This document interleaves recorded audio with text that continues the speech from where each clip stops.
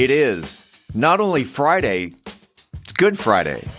And hello, welcome to the About Mansfield Consumer Advice Series. I'm your host, Steve Casillo, and today, as we always do on Friday, whether it's Good Friday or any other Friday, we bring right over there our Phillip Washington Jr., our financial philosopher. That's what I was trying to think of. Say hello to the Mansfieldians. How's it going, Mansfieldians? Today, we are not talking about honey glazed carrots. We're talking about building financial confidence.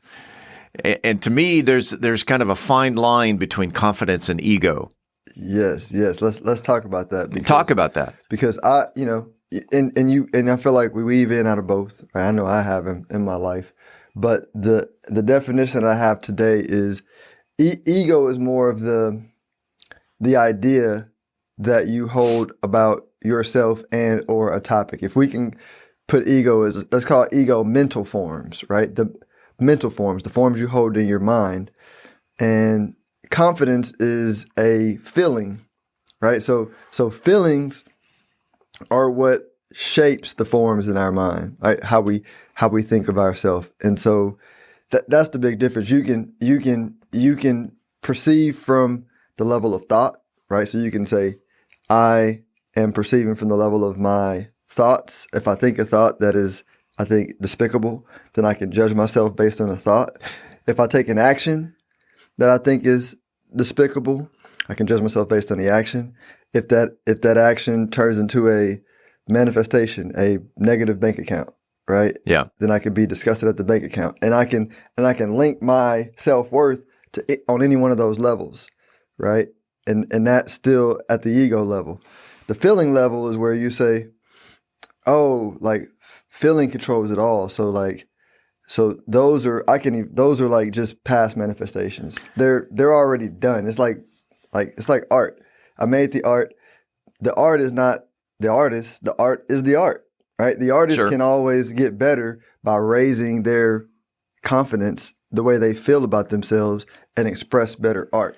So help me out here. If I'm thinking, okay, the difference between ego and confidence. If I were to go around town and with everybody I stop and I say, you know what, I'm really good at what I do, which I am really good at what I do. Is that ego? Or to me, then I'm thinking confidence is a mental thing that I, within me, know that I'm good at what I do. But if I go around telling people I'm good at what I do, that becomes ego. Yeah, I think it depends, right? There's a scripture that says you can never see God's face. So, like, I can never know how you're feeling after what you said, right? Only you can know that. So I think a lot of times, sometimes, since I'm very confident, natural, and there's very few times where there's a gap in what I express and how I feel, like, I may go around saying, I'm very good at what I do, but like my thoughts, feelings, and actions are aligned, right? So like my ego and my spirit are in agreement.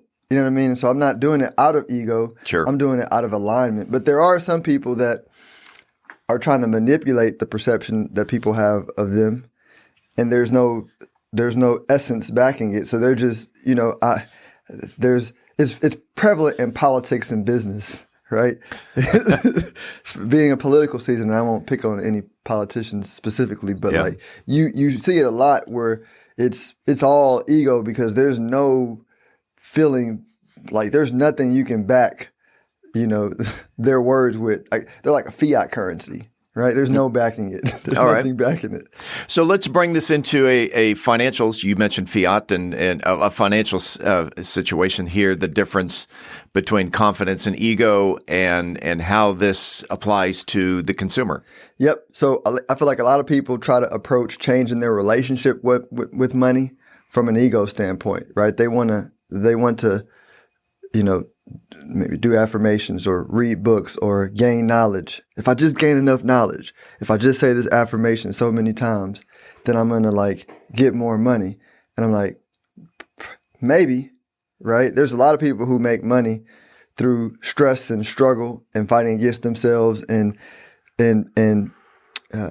using their ego to get the money, right? But what happens though is if you use the ego to get the money, then when the person that has more money than you pulls up, it deflates your ego, and you don't it doesn't give you the feeling that you want, right? Because when you say I want to be wealthy, right, what you're really saying is I want freedom, I want abundance, I want peace, I want joy. Well, you can feel that at any time, right? And that has zero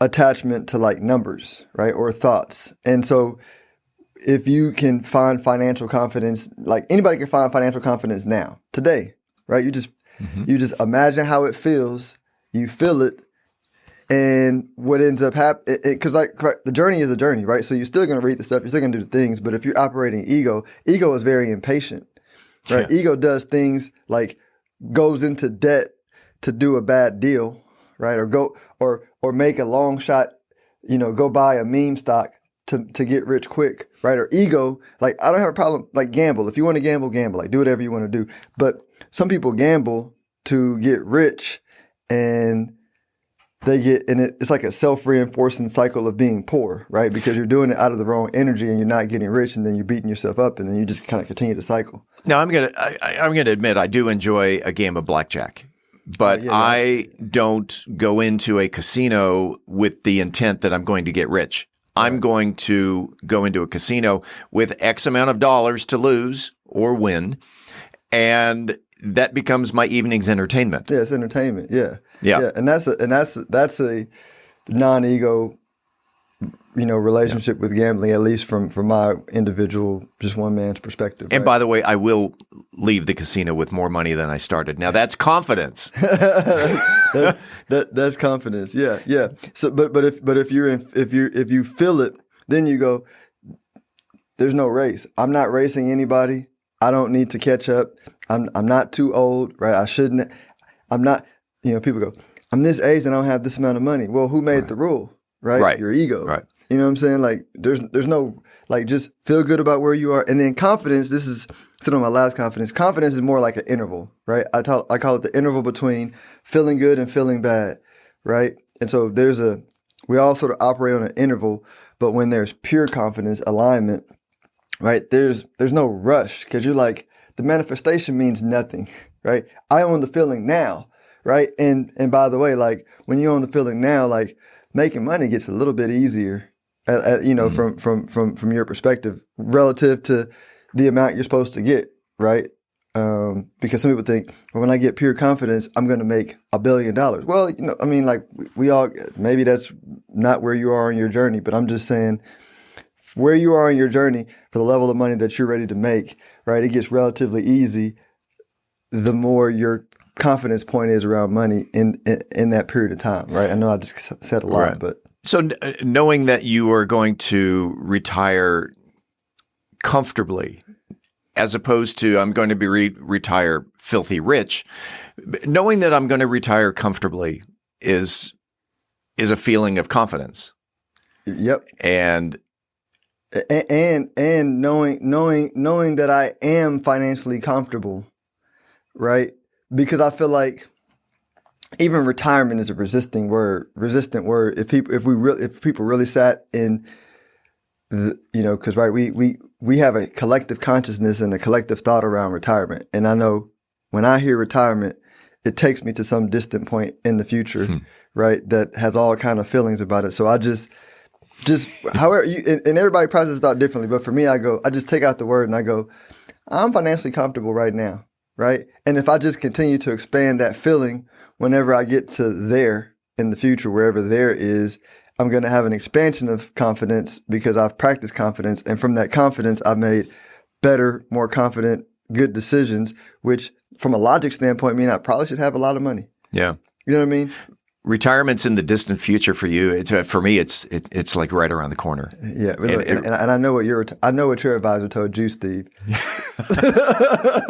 So, and there's no ego involved with that. There's no ego involved in it. Yeah. So let's recap, or if you've got anything left in the minute or so we've got left in terms of ego versus confidence or building financial confidence. Lay it on me. I think approaching money from a relationship standpoint, the way you would treat a real relationship, I think is helpful, because in a real relationship, the more positive feelings you have about the the subject that you're focused on, the person you're focused on, or in this context, money. Personify money, right? Have a relationship with money. Monitor how you think about your love, right? And just know, as that relationship improves with your love, then your ability to understand complex money things will advance, right? Your impulse to make good decisions will advance. Your impulse to make bad decisions will go away. And the net result of that will be better financial positions, and better financial positions lead to better financial outcomes. And that compounds over time. And that manifests as like money, dollars or Bitcoin, however you quantify it. And I would imagine if you're not in a position in your life, whether you're in your 20s, your 40s, or your 60s, if you're not where you feel you should be, you need to make a change. And a change could be something as simple as develop a side hustle, create a second job. And what I mean by that is I ran into a guy, he's actually in his 20s, and he's working about 20, 25 hours a week. And I thought, you know what? This is really an opportunity for you to go out and find or create another 20 to 25 hours a week side hustle. And even maybe just take that side hustle money and put it someplace where you're going to see it 40 years from now. That's some great advice, Steve. But, if I had given that advice to 20-year-old me some decades ago, I'd... Look, I'm glad, because if you did, then you'd probably be super rich and we wouldn't know each other. If someone wanted to reach out to Phillip Washington Jr. to help build their financial confidence, how can they get a hold of you? The best way is stonehillwealthmanagement.com. That's stonehillwealthmanagement.com. Always sage advice coming from our financial philosopher, that is Phillip Washington Jr. We do this every Friday. Happy Good Friday to you and Kelly and the kids, and let's do it again next week. Thanks. Same to you, Maria, and your family. We appreciate you listening to the About Mansfield Consumer Advice Series. By the way, if you own a business and you are interested in being a part of the Consumer Advice Series, if you have the knowledge to give information in 10-minute increments to the consumers, shoot me an email to info@aboutmansfield.com. Again, that is info@aboutmansfield.com. We'll tell you how we can get you all set up. Appreciate it. We do it again next week right here on the podcast.